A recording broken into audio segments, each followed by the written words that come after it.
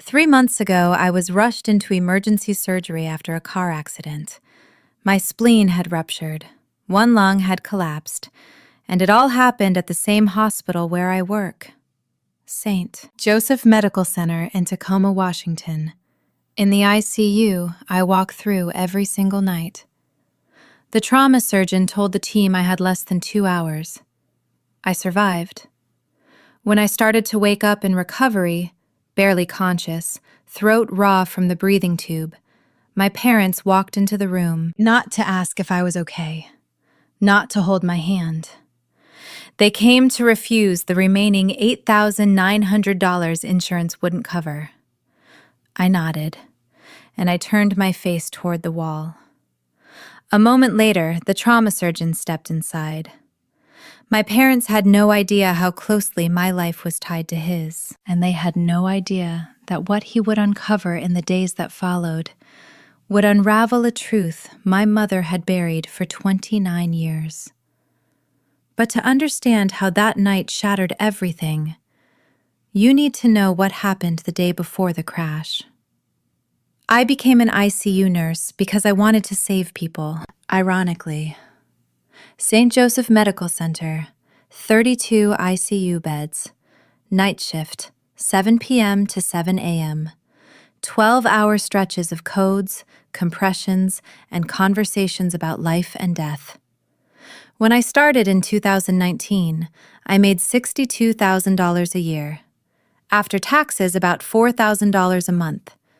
My rent in Tacoma was $1,350 for a tiny one-bedroom. I lived on instant noodles and whatever I could grab from the hospital cafeteria before midnight.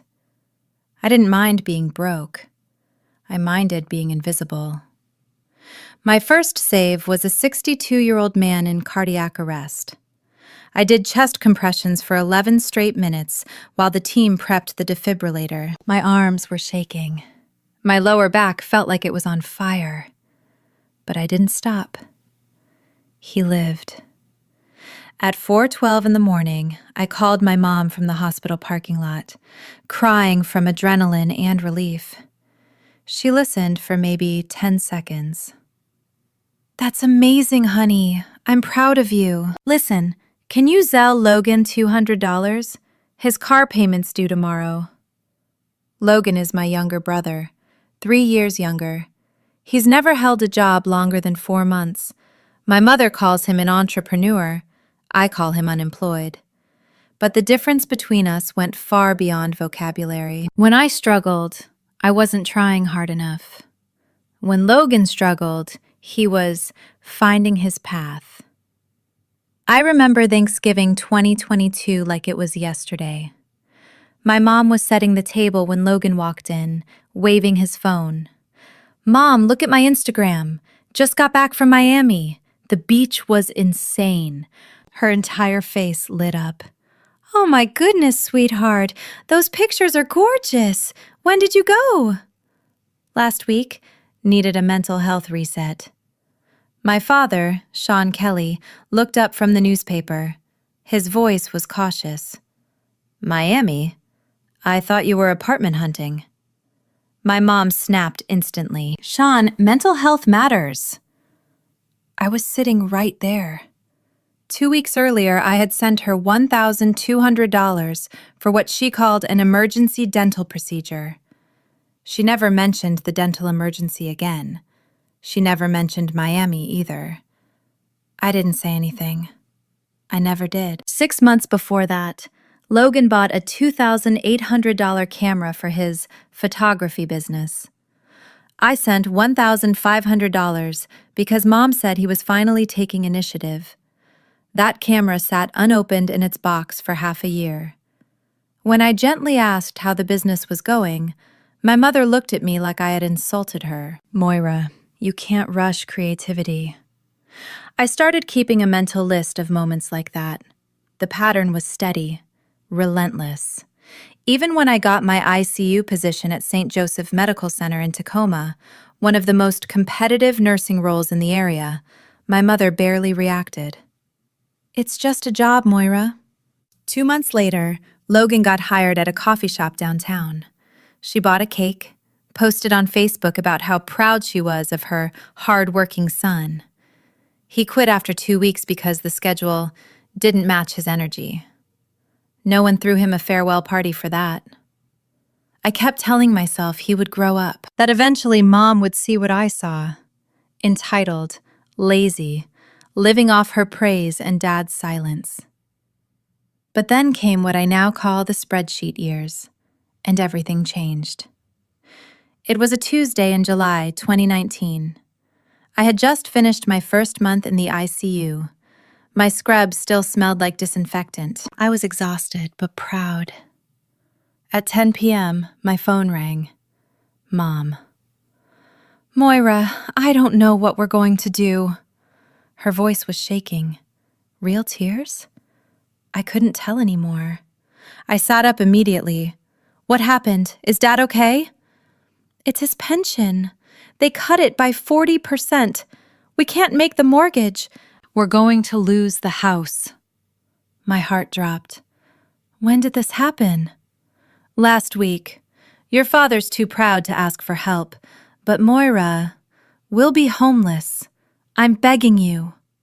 I opened my banking app. $2,200. My first real savings. How much do you need? Just $800. Just this once. We'll pay you back when it's sorted out. I promise. I sent it within the hour.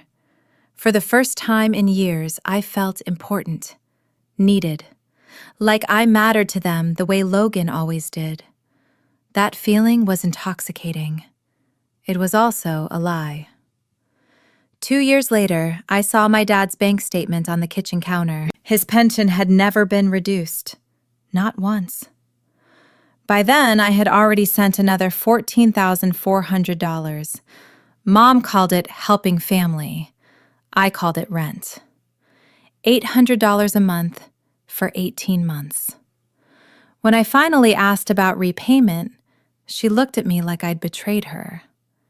Pay you back? Moira, you're our daughter. Are you really going to charge us for raising you? I didn't have an answer, so I kept paying. That's when I started the spreadsheet. Not to use against them, just to prove to myself I wasn't imagining it, that I wasn't crazy, that this was real. February 2020. Logan called at 11 p.m. I had just gotten home from a 12-hour shift. Moira, I found it. My purpose. I'm opening a cafe. Artisan coffee, local pastries, perfect location. Then he said it. I need $14,500 for rent, equipment, and inventory. That was my entire emergency fund. I don't know if I can, I said. Silence. Then my mother's voice came through the speaker. Moira, this is his chance. Are you really going to be the reason your brother fails? I looked at my savings. $14,800. 5 years of saving.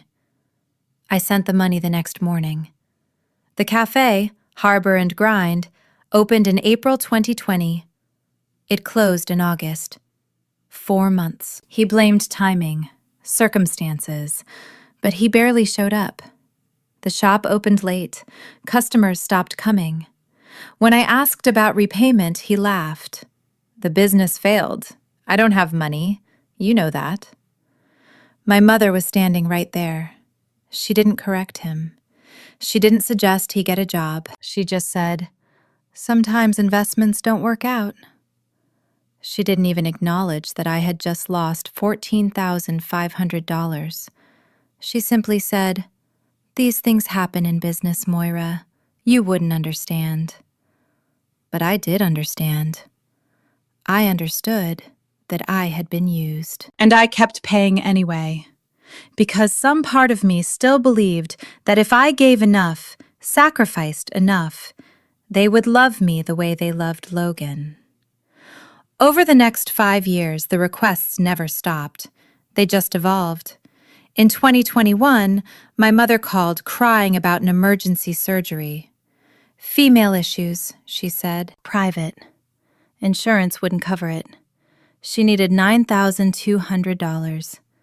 I put $2,000 on my credit card because I didn't have enough saved. 3 months later, I saw photos of her at a spa resort in Scottsdale with her friends. The dates matched the week of her surgery. When I asked about it, she snapped. I needed somewhere peaceful to recover. Are you seriously policing how I heal? In 2022, Logan decided he needed to invest in himself. 8 online courses: digital marketing, crypto, real estate fundamentals. Total, $11,300. Mom called. This is his education, Moira. His future. I paid it. He completed 2 courses. Then he got bored. That same year, Mom claimed the roof was leaking. $4,200 for emergency repairs. 6 months later, I checked the attic myself. There was no leak. There never had been. The numbers kept climbing. The lies kept layering. By March 2024, I had given my family $71,850 over nearly 5 years. I tracked everything in an Excel spreadsheet. 3 tabs.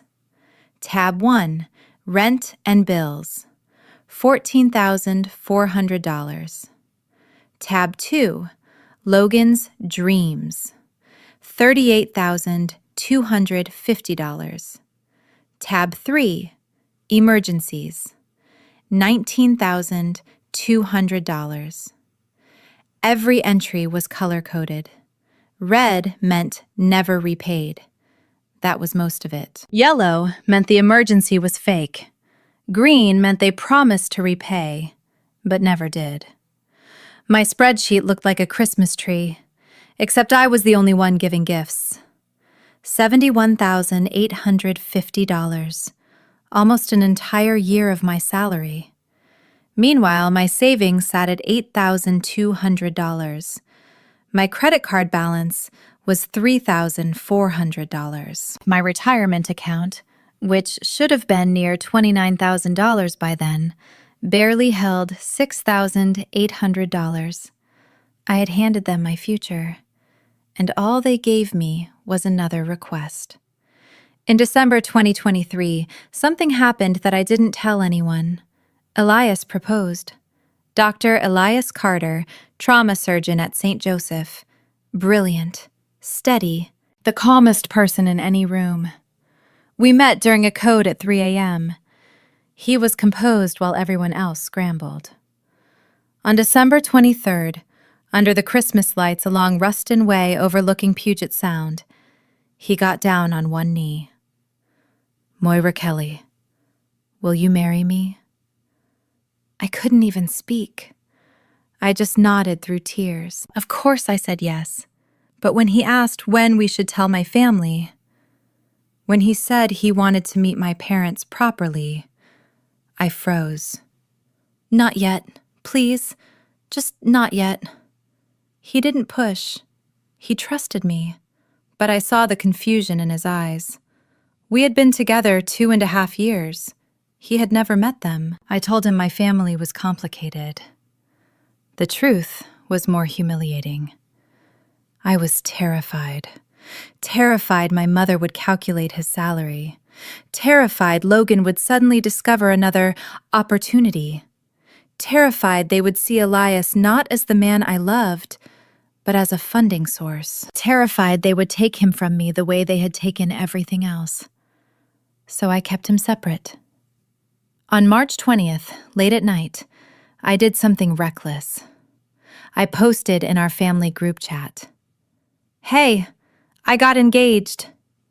I stared at my phone for 2 hours. Mom saw it at 6:22 a.m., Logan at 9:15, Dad at 10:30. No replies. Not a single word. At noon, I deleted the message.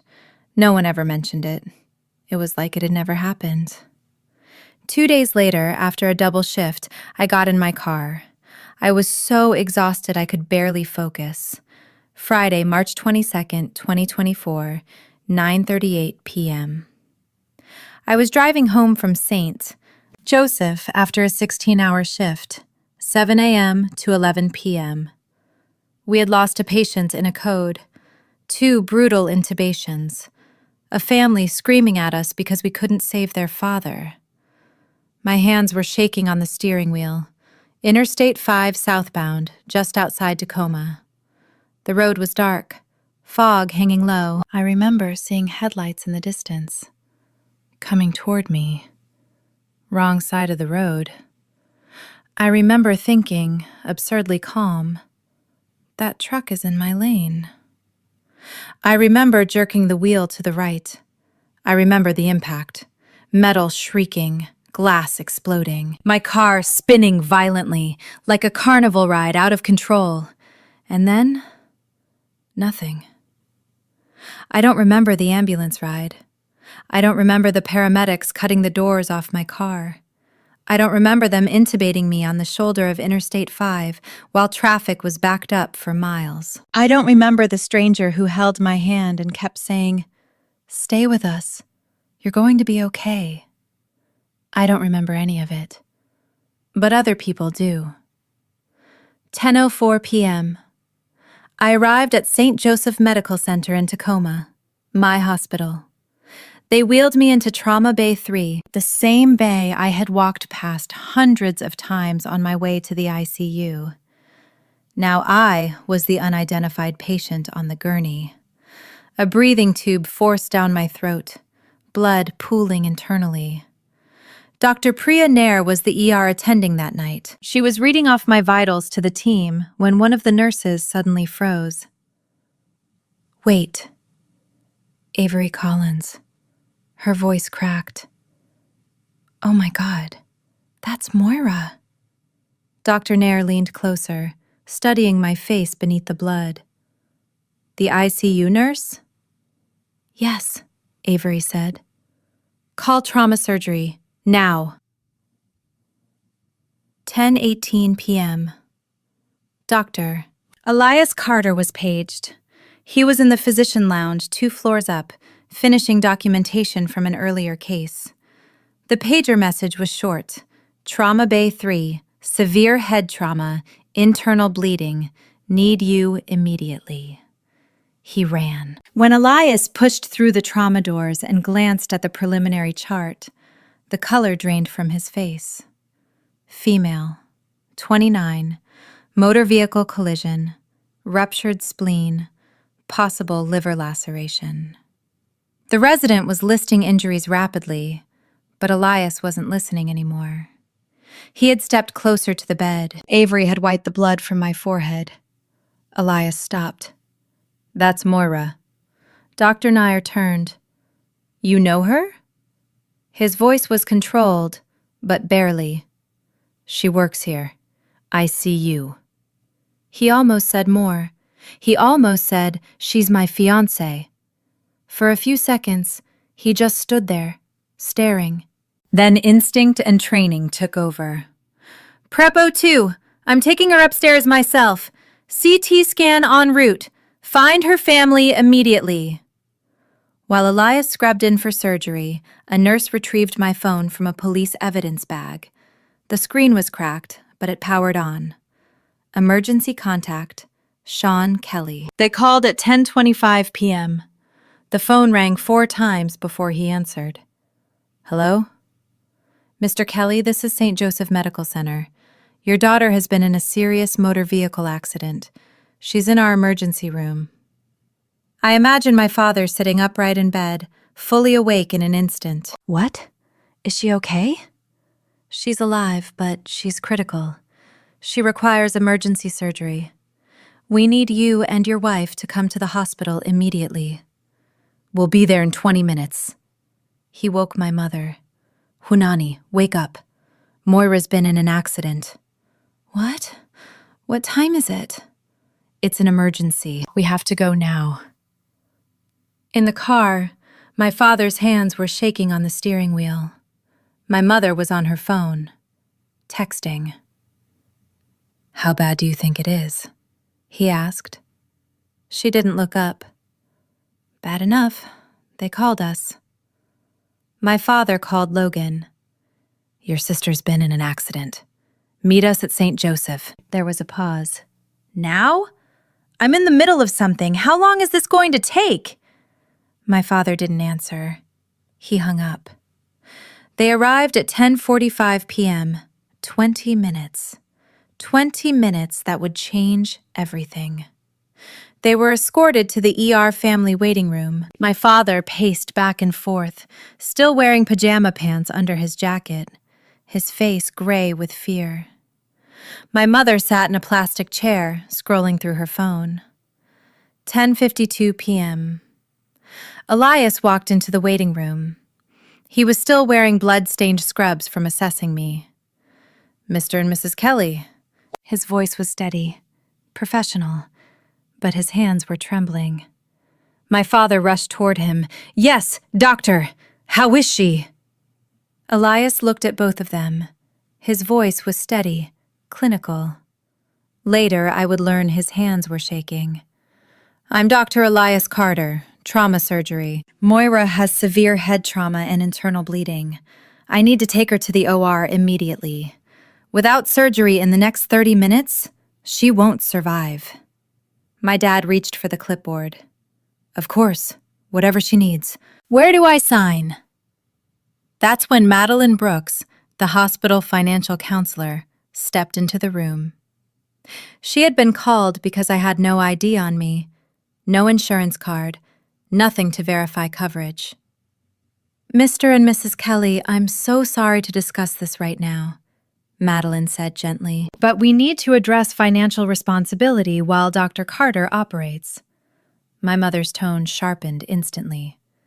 Can this wait? Our daughter is dying. I understand, Madeline replied calmly. This will only take a moment. Moira's insurance should cover approximately 70% of the surgical estimate. The remaining balance is about $8,900. We need a guarantor, someone willing to assume responsibility for the out-of-pocket portion if she cannot. My father didn't hesitate. I'll sign. Where? But my mother grabbed his arm. Wait, Sean, we need to think. He stared at her. Think about what? She needs surgery. My mother turned to Madeline. What if insurance denies it? What if it's more than $8,900? What if it's $20,000? $30,000? Madeline stayed composed. Mrs. Kelly, this is emergency surgery. Insurance typically covers the majority. You're not paying tonight. You're guaranteeing coverage. We can't guarantee anything. We don't have that kind of money. My father's voice rose. Juanani, we have savings. We have the emergency fund. We don't, Sean. The room went still. Madeline looked between them, her professionalism thinning. Ma'am, your daughter's life is at stake. This is time sensitive. My mother's expression hardened. I understand that, but we have to be realistic. And then she said it. We just spent nearly $49,800 on Logan's Europe trip. Our savings are gone. If insurance doesn't cover everything and we're left with some massive bill... Her hand flew to her mouth. She had said it out loud. $49,800. Logan's Europe trip. My father went pale. Madeline's expression shifted from polite sympathy to something closer to disbelief. And Elias? He had been in the hallway on his way to the OR. He had come back for my updated CT results. He heard everything. He stepped into the waiting room. Excuse me. My mother turned. And you are... He cut her off. I need to ask you something. He looked directly at her. Are you really her parents? Her face flushed red. Of course we are. How dare you? What kind of parents refuse to guarantee their daughter's life-saving surgery after spending almost $50,000 on a vacation? Silence. My father stared at the floor. My mother opened her mouth, closed it, opened it again. Madeline quietly stepped back toward the door. Elias turned to my father. "Mr. Kelly, I don't know what's happening in your family, but your daughter is dying." My father's voice broke. "Doctor, I'll sign. I'll take responsibility." Elias held up his hand. "Don't." He turned to Madeline. "Put all charges on my personal account. Everything." She hesitated. "Dr. Carter, that's highly unusual." "Do it." Then he looked back at my parents. What he said next would change everything. "For the record, I'm not just her surgeon. I'm her fiancé. We've been together for 2.5 years. She never told you about me because she knew you'd do exactly what you're doing now." He paused. "You'd see me as a wallet." My mother's mouth fell open. His final words were quiet. "You can wait here if you want, but when she wakes up, you won't be seeing her. I'll make sure of that." He walked out. Surgery began at 11:02 p.m. In the waiting room, my father sat alone in a corner, his head in his hands. My mother sat on the opposite side, arms crossed, defensive. Logan arrived at 11:15 p.m., irritated. "Is this going to take all night? I have plans tomorrow." My father's voice cut through the room. "Sit down and be quiet, Logan." Logan had never heard that tone before. He sat. For 3 hours, Elias operated while my family sat in silence, the cracks between them finally visible. I didn't know any of this. I was unconscious, intubated, broken, but alive. March 26th, day 4. I woke up to white ceiling tiles and the steady beep of a heart monitor. A tube was in my throat, pain everywhere. I tried to move and couldn't. Then I saw Elias. He was sitting beside my bed, holding my hand. When my eyes opened, his entire expression changed. "Hey, you're okay. You're safe." His voice was calm. "Don't try to talk. You're still intubated. Squeeze my hand if you understand." I squeezed. His eyes filled. "You're at St. Joseph. You were in a car accident Friday night. It's Tuesday. You had surgery. You're going to be okay." I tried to speak. I couldn't. "The tube comes out tomorrow if your breathing stays strong. I need you to rest." He hesitated. "But first, I need to tell you something about your parents." My chest tightened. "They were here?" I mouthed. He pulled his chair closer.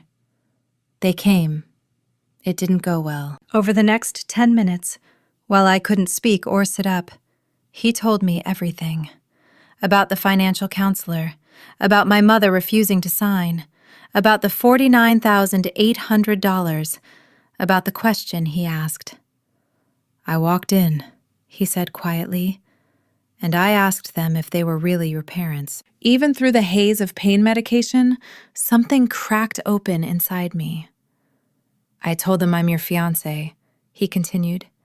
"They didn't know about us. Your mom looked shocked. Your dad looked ashamed." He took a breath. "I covered everything, Moira. The surgery, the ICU, all of it. And I banned them from visiting you," Elias said quietly. I wanted to ask where they were now. I wanted to ask about my father. He seemed to read it in my eyes. "Your dad tried to come yesterday. I let him in for 5 minutes. He cried the whole time, kept saying he was sorry." Tears slid down my temples into my hair. "Your mom tried this morning. Security stopped her. She made a scene, said I was turning you against your family." He reached for his phone. "There's something else. Avery told me I should show you, but only if you're ready." He turned the screen toward me, a screenshot of our family group chat. My engagement announcement. No replies. "Did you post this? And then delete it?" I nodded. The tears came harder. "Moira," he said, voice breaking. "Why didn't you tell me they treated you like this?" "Because I didn't want you to see how little I mattered to them." But now he was seeing everything. The next day, they removed the breathing tube. My voice was raw, thin, barely there. But it worked. Avery visited during her shift. She pulled a chair close to my bed and took my hand. "Okay," she said gently. "I need to tell you what I saw that night." She had been in the ER when my parents arrived. "Your mom was on her phone the entire time, texting, not even looking scared." I closed my eyes. "Your dad was pacing. He looked terrified. But your mom? She looked annoyed. Like this was inconvenient." Her voice hardened. When the financial counselor came in, I was right outside the door. I heard everything. "She said she couldn't afford to help you. Then she mentioned the Europe trip." My jaw tightened. "And when Elias walked in and asked if they were really your parents?" Avery shook her head. It was the coldest I've ever heard him. "What did she say?" I whispered. "She tried to accuse him of being unprofessional. And he said, and I'm quoting, 'What's unprofessional is refusing to save your daughter's life because you'd rather fund your son's vacation.'" If it hadn't hurt so much, I might have laughed. "And Logan?" Avery continued. "He showed up about an hour after surgery started." I already knew. "What did he say?" I asked anyway. "Is this going to take all night? I have plans tomorrow." Something inside me went quiet. "Moira," Avery said softly, "I knew your family was complicated. You've hinted at it before, but I didn't know it was this bad." She leaned closer. "Why didn't you tell me? Why didn't you tell Elias?" I swallowed. "Because I thought it was normal. I thought all families were like this. I thought I was the problem." Her eyes flashed. "You are not the problem. You have never been the problem." She pulled out her phone. "Do you still have that spreadsheet? The one tracking everything you gave them?" I nodded. "Good, because it's time Elias sees all of it." That evening, Elias returned after his shift and handed me a folded piece of paper. "Your dad came again today. I didn't let him in, but he gave me this." I opened it. My father's handwriting. "Moira, I don't know how to apologize for Friday night. I failed you. I've been failing you for years and didn't see it until it was almost too late. Your mother and I aren't speaking. I don't know if we ever will again. Logan doesn't understand why I'm angry. He says I'm overreacting. I'm staying with your Aunt Colleen for now. When you're ready, I'd like to talk. If you'll let me. I love you. I'm sorry I didn't protect you." "Dad." I cried again. Elias sat on the edge of the bed. "How long has it been like this?" he asked gently. "How long have they been using you?" 5 years, I whispered, "since I started at St. Joseph." I reached for my phone. Avery had brought it from my apartment. I opened the spreadsheet. Elias stared at the screen. His expression shifted. Horror, anger, disbelief. $71,850, he said quietly. "Moira, you gave them over $70,000. "I thought I was helping," I said. "I thought they needed me." "They didn't need you," he replied firmly. "They used you." Then I showed him the group chat, the messages where I asked for help, seen, ignored. The photos Logan posted from Europe, the engagement message, deleted after 2 hours of silence. Elias was quiet for a long time. Then he took my hands. "Listen to me. You don't owe them anything. Not money, not your time, not forgiveness." His voice was steady, certain. "They will never hurt you again, I promise." And for the first time in my life, I believed someone when they said that. What I didn't know was that my mother was about to expose herself. But first, we uncovered something that shattered everything I thought I knew about my family. On day 6, Avery and I spent 3 hours documenting everything. Not for revenge, for clarity.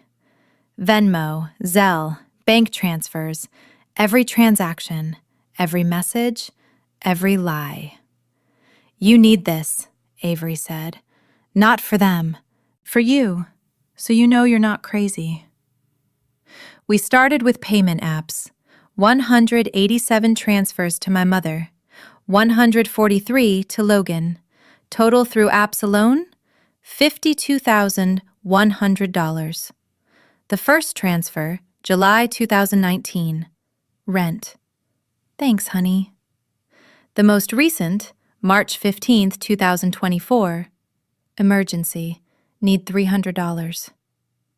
Then we found the bank transfers, another $19,750 in direct deposits into their account. Most labeled family support, emergency, or loan. Will repay. None were ever repaid. Avery built a master spreadsheet. Red for proven lies, yellow for suspected lies, green for legitimate needs, which turned out to be maybe 3%, blue for repaid amounts. There was no blue. Elias walked in while we were still working. He stared at the screen. "This is financial abuse," he said quietly. "You know that, right?" I shook my head. "It's not abuse. I gave it willingly." "Under manipulation," he corrected. "Under guilt. Under lies." "Moira, that's abuse." He opened my bank statements. "Let's look at what this actually cost you." January 2019, before the transfers started. Savings, $2,200. Checking, $1,800. Total, $4,000. Then March 2024. Savings, $8,200. Checking, $940. Total, $9,140. You're an ICU nurse with 5 years of experience. You're making around $72,000 now, right? Yes. If you had saved even 10% of your income over nearly 5 years, just 10%, you'd have about $36,000 in savings right now. He did the math on his phone. Instead, you have 9. He looked up at me. The gap is roughly $27,000 in lost savings potential. Add the $71,850 you transferred to them. His jaw tightened. That's nearly $99,000 you should have in assets today. I felt physically sick. And your 401k? About $6,800. I stopped contributing in 2021. I couldn't afford it anymore. At your age, with employer matching, you should have close to $29,000 by now. He pulled up a compound interest calculator. If that $71,850 had been invested over nearly 5 years at a conservative 7% return, you'd have approximately $84,000 right now. He met my eyes. That's a down payment. That's stability. That's leverage. His voice softened. They didn't just take your money, Moira. They took your future. Then I showed him the emails. I had a folder labeled Family Requests, 132 emails.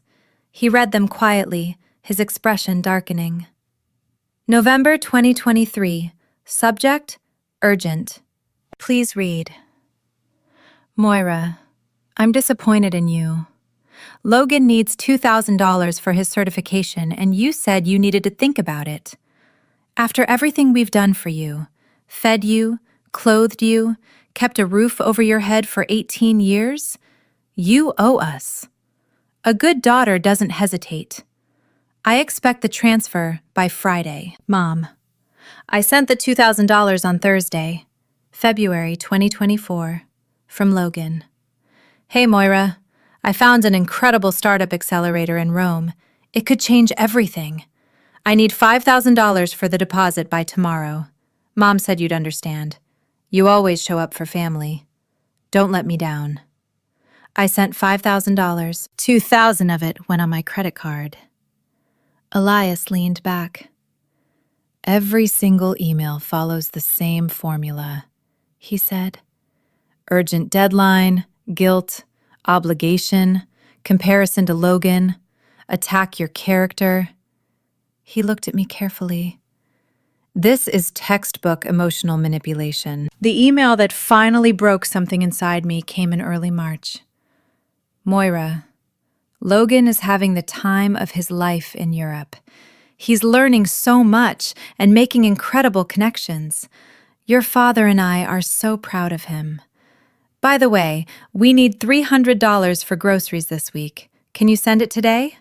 Thanks, honey. P.S. He posted the most beautiful photo from the Eiffel Tower. You should look. I sent the $300. Then I sat in my car in the hospital parking lot and cried for 20 minutes. Elias set the phone down slowly. How did you survive this? He asked. How did you keep going? I thought, if I gave enough, I whispered, they'd love me the way they love him. Avery spoke up from beside us. Show him the group chat. The whole thing. The group chat was worse. Message after message of Logan bragging, Mom praising him, me asking simple questions, seen, ignored. March 10th. Logan. Guys, check out my Instagram. Best pasta in Florence. Mom replied seconds later. So proud of my successful son. March 11th. Me. Can someone pick me up from night shift tomorrow? My car's in the shop and Uber is $40. Seen by Mom at 8:43 a.m. Seen by Logan at 9:15 a.m. Seen by Dad at 10:22 a.m. No replies. March 14th. Me. Happy birthday, Dad. Love you. Hope you have a great day. Nothing. No reactions. No response. March 18th. Logan. Mom, I need another $500. Found a vintage Rolex in Rome. Mom. Honey, your father said yes to the full amount. Use the emergency card. Logan, you're the best mom ever. Elias scrolled through months of messages like that. His face went pale. They're never speaking to you again, he said quietly. Not if I have anything to do with it. Day 7. My last day in the ICU before moving to Elias's apartment to recover. That morning, my mother showed up. She had convinced security she had changed, that she just needed to see her daughter. She pushed past the nurse's station and walked straight into my room. Moira, oh, my baby girl, I've been so worried. I looked at her. Mom, you need to leave. She kept walking toward me. Sweetheart, there's been a terrible misunderstanding. That night, I was in shock. I didn't know what I was saying. Elias stood up from his chair. Mrs. Kelly, you're not authorized to be here. She ignored him completely. Moira, honey, you know Mommy loves you. I would never abandon you. That doctor is lying. He's trying to turn you against your family. Something inside me went solid. He didn't lie. Avery heard you. The financial counselor heard you. You refused to sign. Her face shifted, calculating. I was overwhelmed. You can't blame me for one moment of panic. You said you spent $49,800 on Logan's trip. You said you couldn't afford $8,900 to save my life. She sat on the edge of my bed and grabbed my hand. Okay, yes, I said that. But you have to understand. Logan is our investment. He has potential. He's going to be successful and take care of us one day. She squeezed harder. You already have a stable job. You don't need us the way he does. Elias's voice cut through the room. Did you just say your son is your investment and Moira isn't? My mother froze. That's not what I meant. I pulled my hand away. You've always seen me as less, as not worth protecting. She started to backtrack, but I was done. Elias, can you hand me my phone? He did. I looked at her. You want to know why I never told you about him? Why I kept him secret for 2.5 years? Her tone turned defensive instantly. Because you're selfish. You wanted to keep him to yourself. No, because I knew you'd try to use him. I opened the family group chat. I want you to see what I see. There was a smart TV mounted on the ICU wall, patient entertainment. Elias pulled an HDMI adapter from his pocket. Doctors carried them for presentations. He connected my phone. The group chat filled the 50-inch screen. Every ignored message, every read receipt, every silence.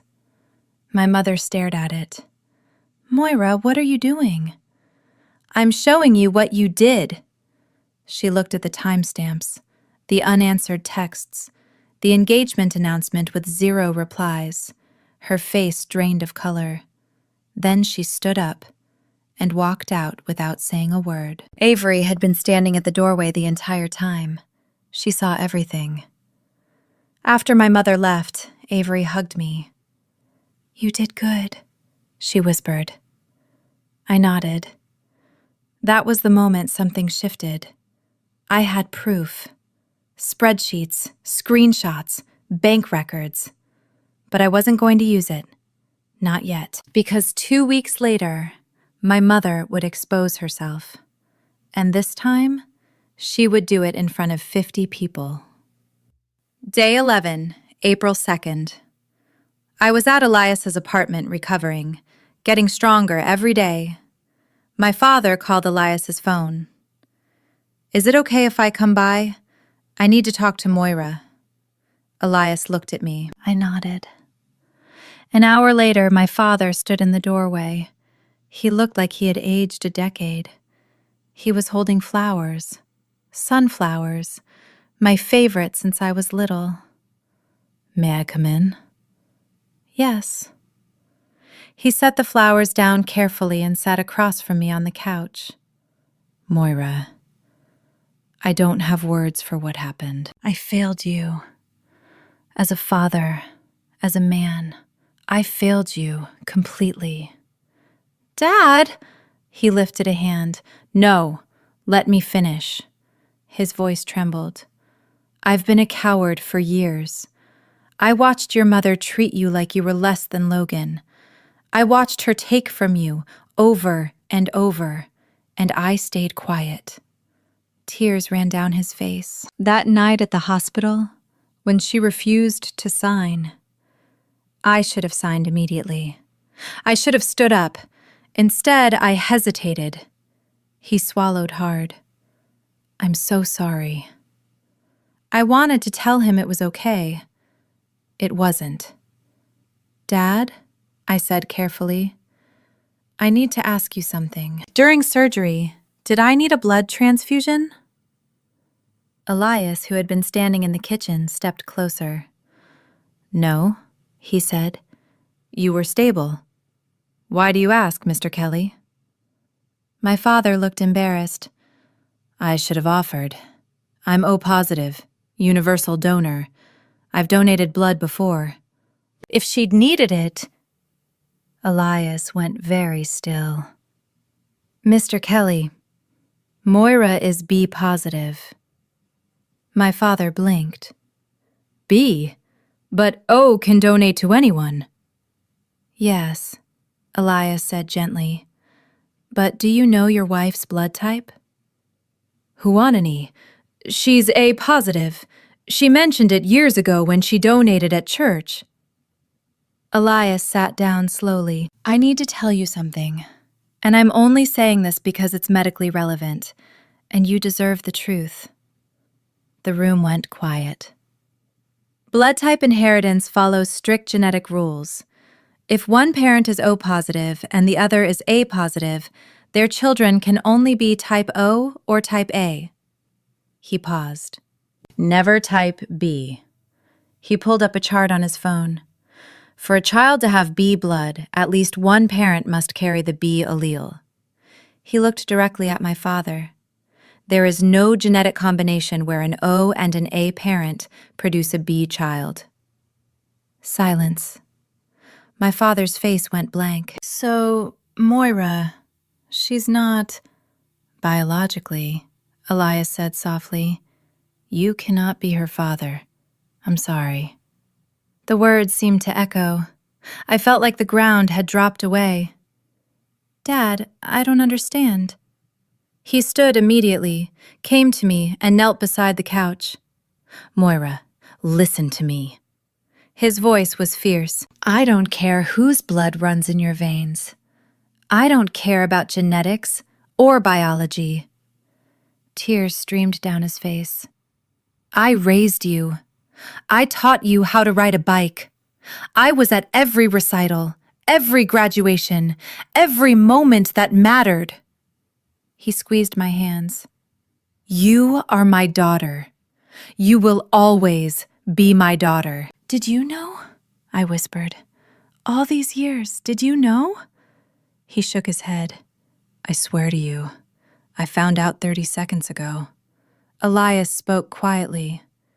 "Mr. Kelly, that would mean your wife had an affair, and she's known for 29 years that Moira isn't biologically yours." My father's face filled with grief, betrayal, rage.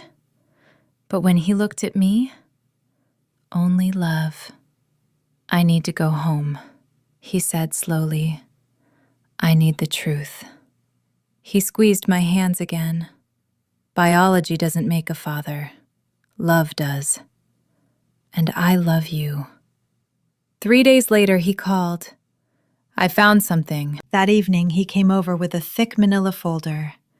Inside were printed emails, handwritten notes, old bank statements, photographs, evidence of a secret nearly 3 decades old. November 1995. An email from Daniel Whitmore to my mother. "Huanani, last night was a mistake. I have a wife, 2 children, a career I've built for 15 years. I can't risk any of it. We need to end this. Please don't contact me at the office again. Daniel." March 1996. A journal entry in my mother's handwriting. March 12th, 1996. I'm pregnant. 8 weeks. It's Daniel's. Sean and I haven't been close for months. We've been fighting about his mother moving in. Daniel won't return my calls. His assistant says he's unavailable indefinitely. I thought about ending it, but Sean would ask questions. I can't afford the procedure without him knowing. I have to keep this baby and pretend it's Sean's. If Sean ever finds out, I'll lose everything. I have to make sure she never knows. I read it 3 times. She called me a mistake before I was born. There were bank statements from 1996 through 2021, monthly deposits of $500 from D. Whitmore. Next to them, in my mother's handwriting, child support. Second account, never tell Sean. The deposits stopped in March 2021. Tucked into the folder was a clipped obituary. Daniel Whitmore, 57, corporate litigation attorney, passed away March 15th, 2021. My mother had written on it, "Finally over. Secret dies with him." There was also a photo from 1995. My mother, 26 years old, standing too close to a man in a dark suit. His hand rested at her waist.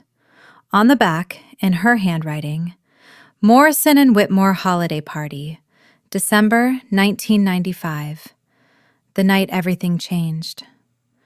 My father sat silently while I read. "You knew," I whispered. "And you still love me." He knelt in front of me again. "Moira Kelly, you are my daughter. Not Daniel's, not biologically, but in every way that matters." His voice shook, but it didn't waver. "I changed your diapers. I walked you to school. I taught you how to drive. I sat in the ER when you broke your arm at 12. I was there for every moment of your life." He squeezed my hands. "Daniel sent money and disappeared." His jaw tightened. "Biology is science. Love is a choice. And I choose you every day." That's when I understood something else. This was why my mother resented me. Every time she looked at me, she saw her guilt, her secret, her mistake. "But you were never a mistake," my father said firmly. "You are my daughter." Elias, who had been standing quietly near the doorway, stepped forward. "Do you want to find Daniel?" he asked gently. He was alive until recently. Based in Seattle, married, 2 kids in their 20s, successful practice. I thought about it for exactly 3 seconds. No, he abandoned me before I was born. Paid her to stay silent. He's not my father. I looked at my dad.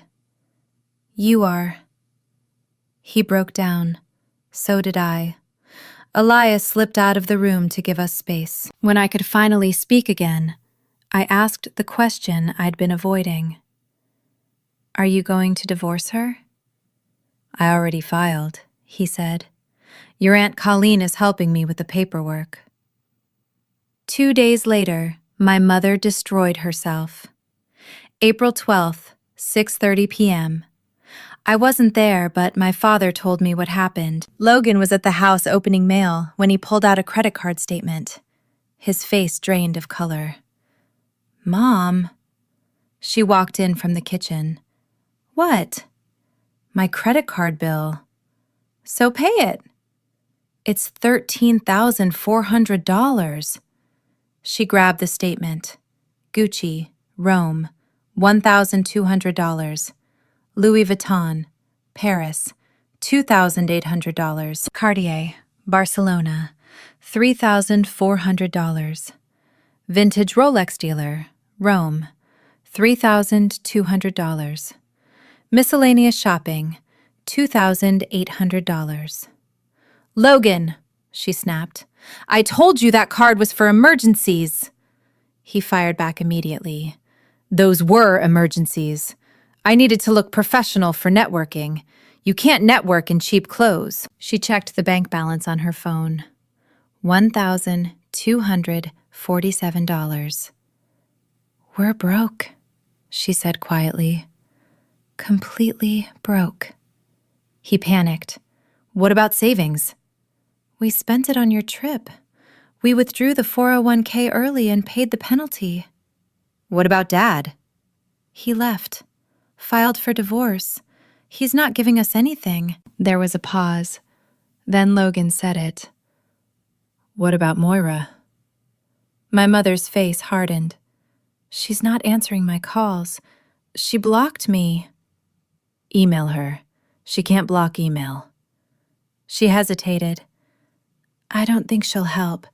She was very angry at the hospital." His voice turned cold. "Then make her feel guilty. Remind her she owes us. We raised her." He leaned closer. "And if she still says no, tell her she's dead to us. She'll cave. She always does." At 6:45 p.m., my mother sat down at the computer. At first, it was calculated, strategic guilt. Every sentence crafted to make me fold. But as she kept typing, something shifted. Her hands were shaking. Not from fear, from fury. She was typing fast, too fast. The cursor jumped when Gmail autofilled the recipient field, but she didn't notice. She didn't check. She just hit send. 7:03 p.m. She typed my name into the recipient field. Gmail autofilled. But instead of my personal address, it filled in Kelly Extended Family, a group list with 50 relatives. She didn't notice. She hit send. Subject: Your selfishness has consequences. Moira, I can't believe how ungrateful you've become after everything your father and I did for you. And yes, I say your father loosely, now that we all know the truth about your bloodline. We raised you, fed you, put a roof over your head for 18 years. And this is how you repay us? By cutting us off? By turning Sean against me? By refusing to help your own family during a crisis? Logan's credit card bill is $13,400 from his networking trip. A trip that will pay off when he's successful. But you've always been short-sighted. Always selfish. Your brother is our real investment. He has potential. He has a future. You were always just average. A mistake we had to deal with. Maybe I should have listened to Daniel back in 1995. He warned me you'd be trouble. That doctor of yours can drop $20,000 without blinking. If you don't wire us the money by Monday, don't bother coming to any family events again. You'll be dead to us. And don't pretend you're innocent. All those times we borrowed money, you gave it willingly. You can't prove otherwise. You owe us. If you don't pay, everyone will know what kind of daughter you really are. Don't test me. Your mother. For now. 7:04 p.m. My mother's phone started buzzing. A text from her brother, Alan. Juanani, what the hell is this email? Another from my Aunt Colleen, my father's sister. Did you just expose family secrets to 50 people? Call me. Now.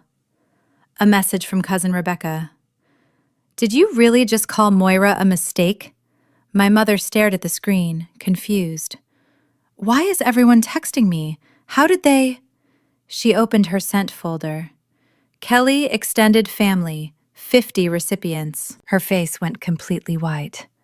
Oh no. Oh God, no. Logan leaned over her shoulder. Mom, did you send that to everyone? She tried to recall the email. Too late. It had been more than 5 minutes. Within half an hour, the reply all storm began. 7:05 p.m. Colleen Kelly. Juanani, what is this? Did you just call your daughter a mistake to 50 people? Who is Daniel? Does Sean know? Call me immediately. 7:06 p.m. Alan. Please tell me this wasn't meant for the entire family. Who is Daniel Whitmore? What are you talking about? 7:07 p.m. My father. Copied on the email. Juanani, you have just told 50 people that you had an affair in 1995, that Moira is not my biological daughter, and that you consider our child a mistake. I have filed for divorce. My attorney will contact you next week. You will not contact Moira again. Sean. The emails kept coming. Rebecca, did you seriously demand $20,000 from your daughter who almost died? My Uncle Thomas. Juanani, this is disgusting. I've watched you treat Moira like she didn't matter for years. I'm glad the truth is out. Cousin Jennifer. I knew you favored Logan, but this? You need therapy. A longtime family friend. I'm removing myself from this thread, but I've known Moira since she was 5. She is an incredible woman. You should be ashamed. My grandmother, 81 years old. Juanani Morrison Kelly. You are no longer welcome in my home. Moira is my granddaughter. Biology be damned. You are cruel. By 7:30 p.m., 47 out of 50 recipients had replied. 41 condemned my mother. 3 asked to be removed from the chain. 2, my mother's elderly parents, sent confused private emails asking what was happening. Logan tried to defend her. Everyone needs to calm down. Mom was emotional. Moira has been selfish lately. Aunt Colleen responded within minutes. Logan, stop. Your sister worked double shifts to fund your cafe that failed in 4 months. She paid for your car. She helped finance your Europe trip for nearly $50,000. When she was dying, your mother refused to help because she'd spent everything on you. You're 26. Get a job and stop draining this family. At Elias's apartment, my phone started vibrating nonstop. He glanced at the screen. Moira, you're getting a lot of emails. I picked it up, and I read my mother's message. Every word, every accusation, every secret laid bare. I should have been shattered. Instead, I started laughing. Elias looked concerned. She did it to herself, I said between breaths. She actually did this to herself. He read over my shoulder. She just told 50 people you're not Sean's biological daughter, that she had an affair with Daniel, and that she wants $20,000. Yep. And she called you a mistake. Yep. To 50 people. I kept laughing. It wasn't joy. It was release. Karma doesn't need my help, I said quietly. Just my patience. My phone rang. Aunt Colleen. I answered. Moira, sweetheart, I just read your mother's email. So did 49 other people. Her voice softened. Are you okay? I'm relieved, I said honestly. I don't have to explain anything anymore. She did it for me. Colleen let out a breath that sounded half laugh, half sob. Your dad is here with me. He's been staying here since he filed. He wants to talk to you when you're ready. I'm ready, I told Aunt Colleen softly. Can I call him tomorrow? Of course, she said. Then her voice turned firm. And Moira, that woman is not fit to be your mother. She never was. After we hung up, the old family group chat, Mom, Dad, Logan, and me, started pinging. Logan. Moira. Mom didn't mean it. She's stressed. Can you talk to Elias about the $20,000? I typed one word. No. Then I left the group, blocked my mother's email, blocked Logan's number. The only family I had left was Sean, Colleen, and Elias. That was enough. But Logan wasn't finished. 2 days later, he showed up. April 14th, 12:15 p.m. I was meeting Avery for lunch at Bluebeard Coffee Roasters in Tacoma. It was the first time I'd left Elias's apartment in nearly 2 weeks. I was early, sitting at a corner table sipping coffee, trying to feel normal again. Then Logan walked in. He spotted me immediately. Moira, hey, what a coincidence. It wasn't. He'd been watching my Instagram stories, tracking locations. Logan, leave. He sat down anyway. Come on, sis. We need to talk. Avery walked in at that moment. She saw him and her expression went cold. You need to go, she said. He ignored her. This is between family, okay? He forced a smile at me. Look, I know things got intense. Mom's email was bad. I told her she shouldn't have sent it. She sent it to 50 people. It was an accident. She meant to send it to you. She was emotional. She called me a mistake, I said evenly. She said Daniel was right about me. She demanded $20,000. He shifted in his chair. Yeah, about that. Europe ended up costing more than expected. More than the $49,800? He waved it off. Those were networking expenses, investments. You wouldn't understand. Avery made a disgusted sound. Logan leaned forward.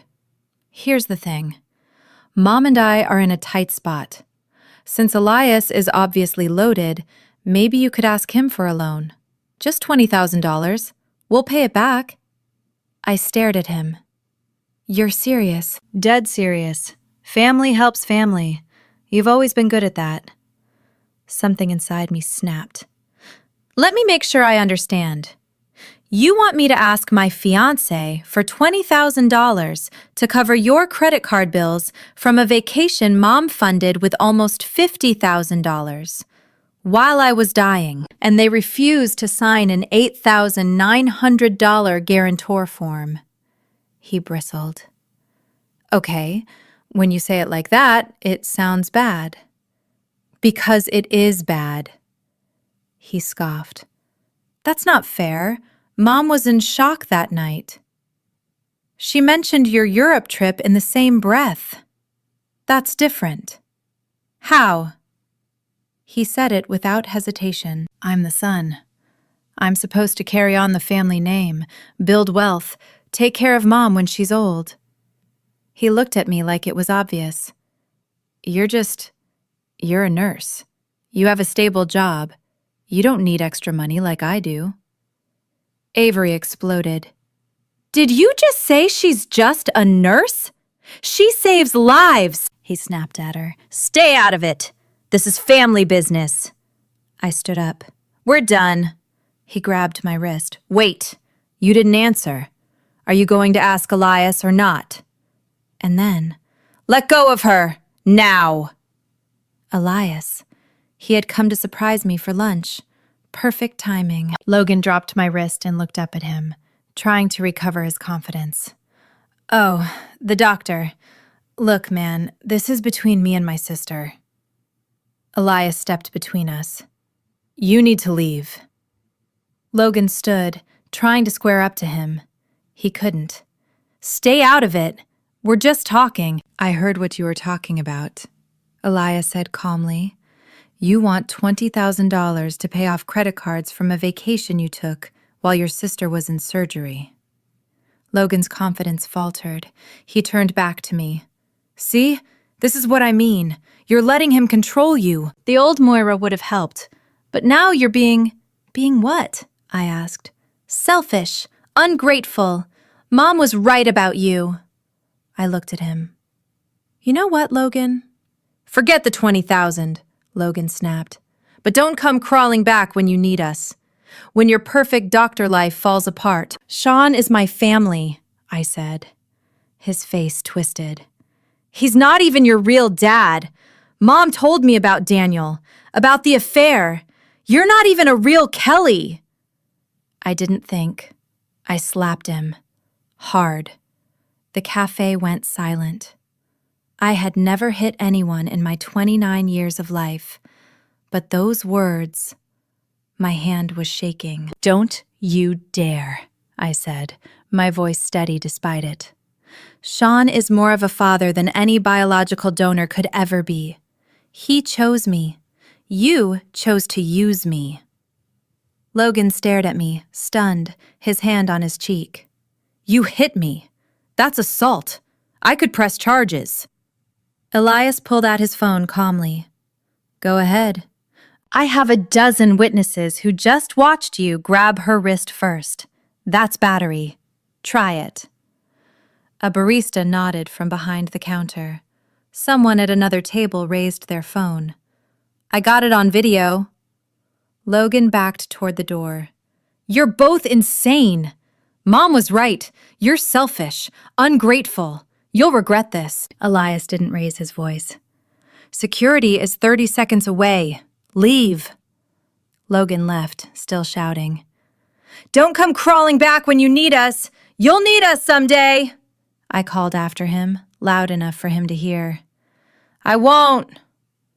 The cafe stayed quiet for a moment. Then the barista brought 2 coffees to our table. On the house, she said. That guy was something. A woman at the next table leaned over. Your brother's a piece of work. He's not my brother anymore, I replied. Avery hugged me. I cannot believe you slapped him. I can't either. Elias sat down beside me and took my hand. How do you feel? Free, I said, and I meant it. The next morning, my father called. Moira, it's Dad. Is this a good time? Yes. I heard about Logan at the cafe. Are you okay? I slapped him. There was a brief pause. Good, he said firmly. He grabbed you. He disrespected you. He deserved it. I started crying. Not from guilt, from release. Moira, I need to say something, he continued. I've been a coward for 29 years. His voice was thick. I watched Juanani favor Logan. I watched her take from you. I watched her treat you like you were less. And I said nothing.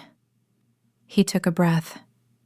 I told myself I was keeping the peace, that it wasn't that bad, that you were strong enough. His voice broke. But the truth is, I was weak.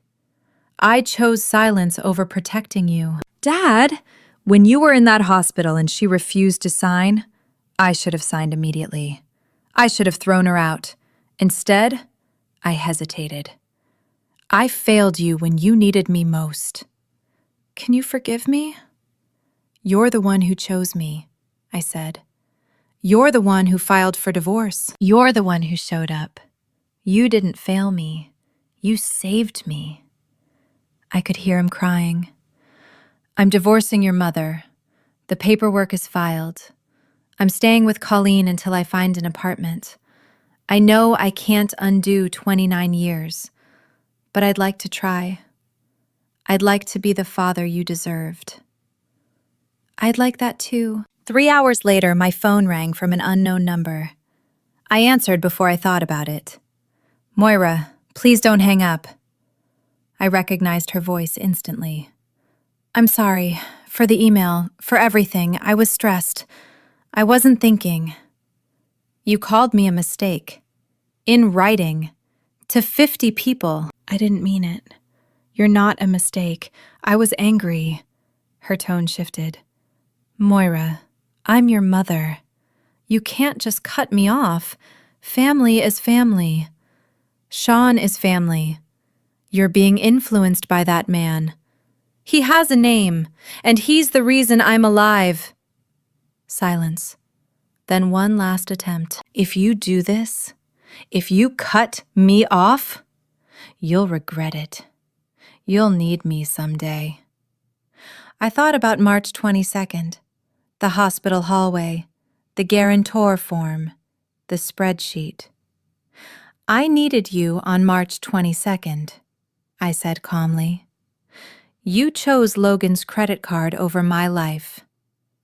A pause. I don't need you anymore. I never will. Moira. Goodbye, Juanani. I hung up, blocked the number. Elias had been standing in the doorway. How do you feel? Free, I said again.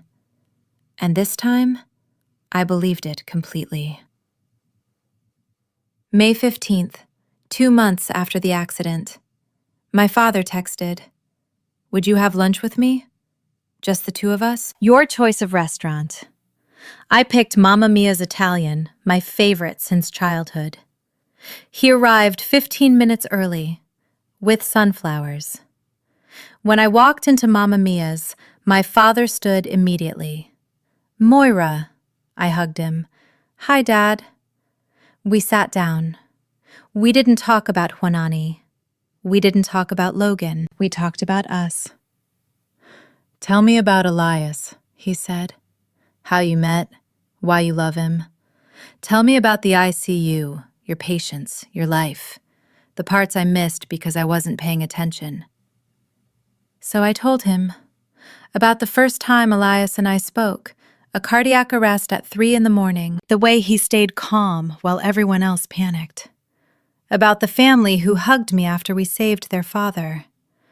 About the little condo I hoped to buy someday when my savings finally recovered. My father listened to every word. "You've built such a beautiful life," he said quietly, and I almost missed it. When the check came, he reached for it before I could. "I have 29 years of lunches to make up for." Outside the restaurant, I asked the question I'd been avoiding. "Dad, do you want to know about Daniel? Do you want to find him?" He was quiet for a moment.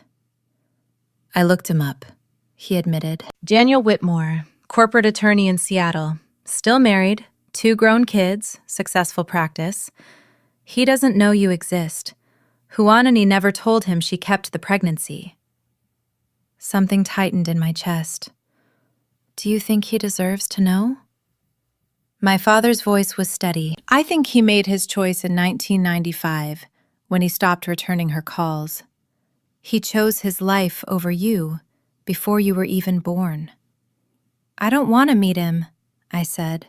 "He's not my father. You are." Even knowing I'm not biologically, I stopped him. "You're the one who taught me to ride a bike, the one who stayed up when I was sick, the one who chose me every day for 29 years. Daniel is genetics. You're my father." He was crying. "I don't deserve you." "Yes, you do. You just forgot for a while, but you remembered when it mattered." We made a promise that afternoon.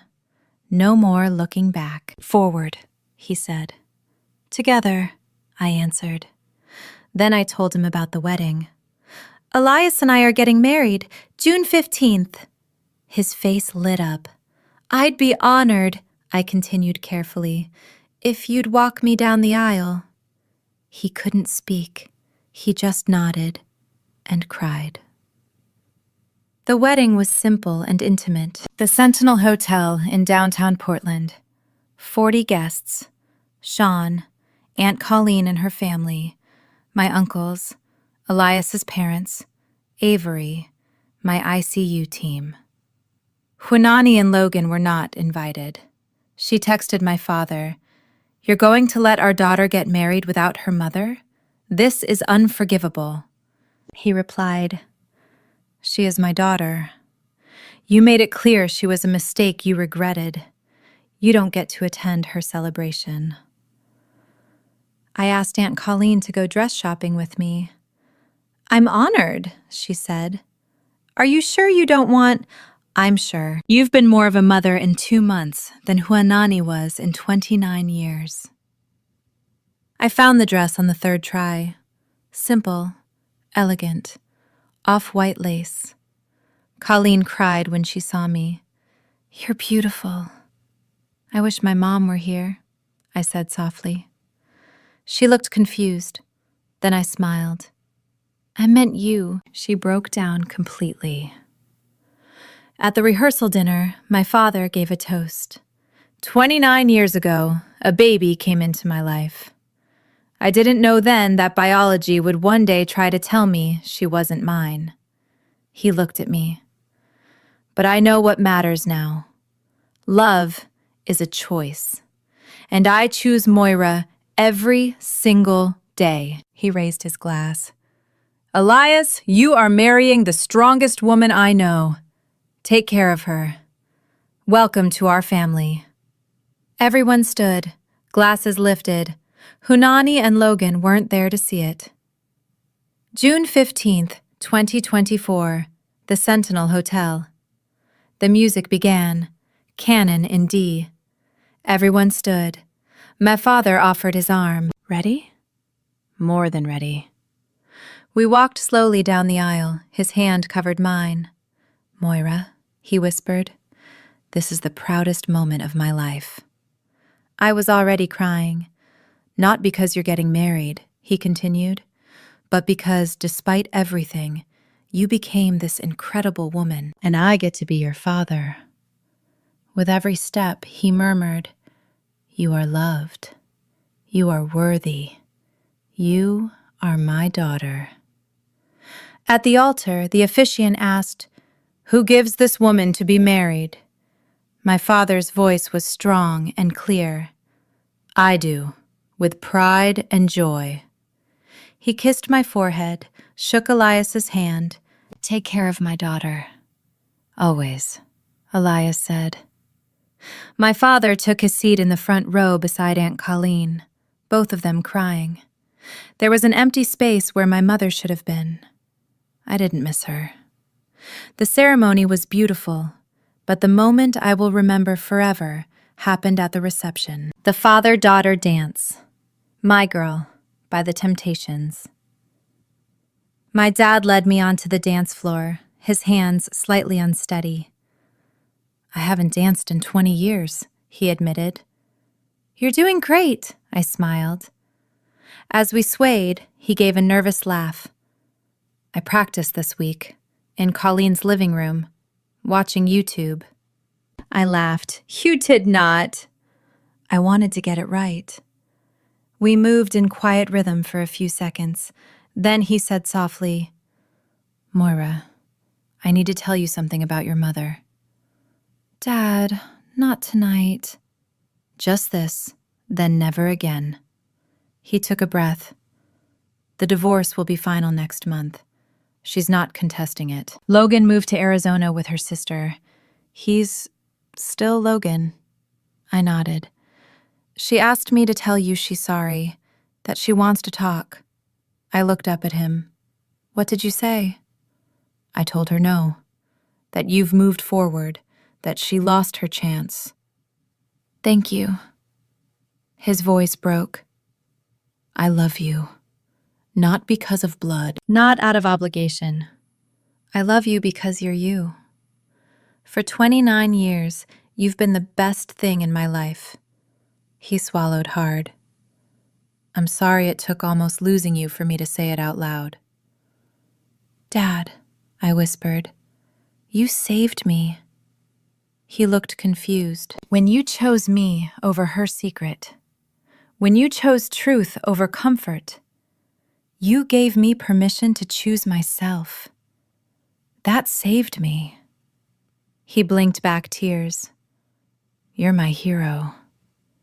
The song ended. He kissed my forehead and whispered, "This is what a father looks like." The room applauded, and I realized something. My father wasn't the man who gave me DNA. He was the man who gave me love, and that was enough. Then Avery stepped up to the microphone. "I'd like to say a few words about my best friend." She told the story of meeting me on my first day at Sacred Heart. Terrified, overprepared, determined to save the world. "For 5 years," she continued, "I watched Moira give, to her patients, to her family, to everyone except herself." Her tone sharpened. "I watched her work double shifts to send money home. I watched her skip meals. I watched her delete an engagement announcement after no one responded." The room grew very quiet. "And on March 22nd, I watched her family refuse to save her life." A pause. "But I also watched something else. I watched Elias step up without hesitation, and I watched Sean realize what he'd been missing for 29 years. She raised her glass. "To Moira, the strongest woman I know, who finally learned you can't pour from an empty cup. To Elias, who saw her worth when others didn't. And to Sean, who chose love over biology." Everyone stood. "To the real family." 6 months later, December 15th, 2024. Elias and I bought a house, 2 bedrooms, a small yard. Just 10 minutes from St. Joseph, the hospital that almost took me, and gave me everything. My finances had finally stabilized. Savings, $21,400. Credit cards, paid off. 401k, contributions resumed. Balance now $11,200. Debt to family, 0. My father was thriving. He moved into an apartment nearby, came over twice a week for dinner. He was dating a kind woman named Ellen, a librarian with a gentle laugh. According to Aunt Colleen, Huanani was living with her sister in Arizona, working part-time at a dental office. She told people her daughter had abandoned her. Logan was selling cars in Phoenix. He'd lasted 2 months so far. He sent me a Facebook friend request. I declined. He asked my father for money twice. My father said no both times. I started therapy in May. Weekly sessions about boundaries, self-worth, breaking generational cycles. Elias and I were stronger than ever. December 14th, my father called. Moira, can you and Elias come to dinner tomorrow? I have news. We went. He and Ellen were sitting side by side, both smiling nervously. I wanted you to hear this from me first, he said. He reached for her hand. Ellen and I are engaged. I jumped up and hugged him so tightly he laughed. Dad, that's amazing! We're thinking a small ceremony in the spring, he added. And Moira, I'd like you to stand beside me, my best woman. I'd be honored.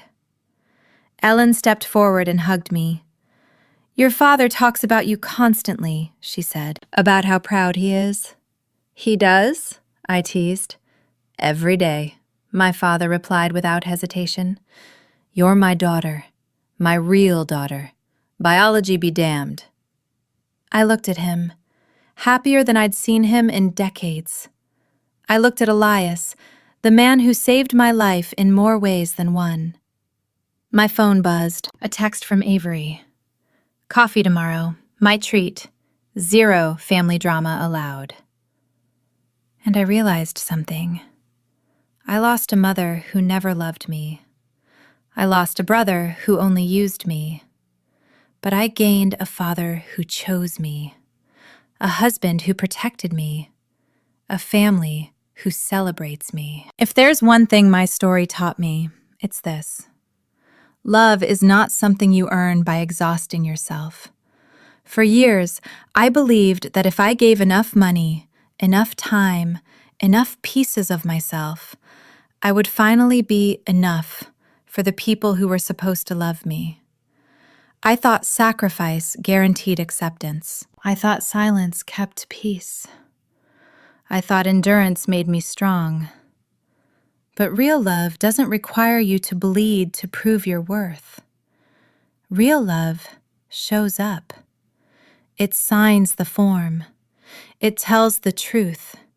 It chooses you, loudly and without hesitation. I learned that boundaries are not betrayal. Saying no is not selfish. And walking away from people who only value what you provide is not cruelty. It's self-respect. If you've ever felt invisible in your own family, if you've ever been the strong one who carried everyone else, I want you to hear this. You are not the problem. You never were. If this story touched you, please leave a comment and share your thoughts. I read every single one. Don't forget to like this video, share it with someone who might need it, so you don't miss the next story.